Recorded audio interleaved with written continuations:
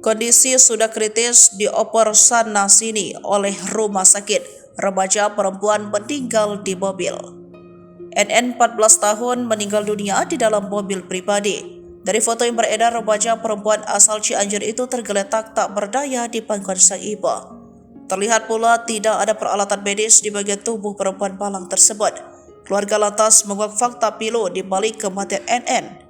Mengutip dari tribunmedan.com, saat keadaannya butuh penanganan medis segera, NN dibawa ke RSUD Sayang pada Senin 8 Januari 2024. Namun setibanya di ruang IGD, NN tidak mendapat perawatan lantaran seluruh bed pasien sudah terisi. Asep, kerabat NN, mengatakan seorang petugas RSUD Sayang menyarankan untuk membawa pasien ke IGD rumah sakit lainnya.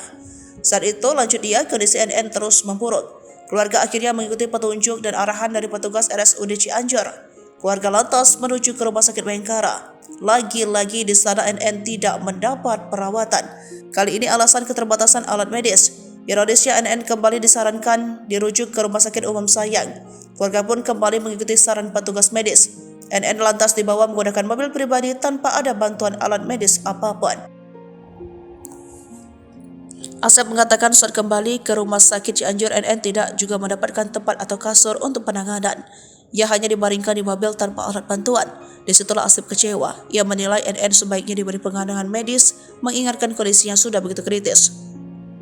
NN terus lemah hingga dinyatakan meninggal dunia, kata Asep. Di sisi lain, Humas RSUD Cianjur Asep Hilman mengatakan, pasien tersebut sudah dibawa ke ruang IGD, namun petugas terkendala dengan alat. Kita tidak dapat memaksakan karena tempat tidur penuh dan fasilitas lainnya terbatas, sehingga pasien meninggal dunia, ucapnya.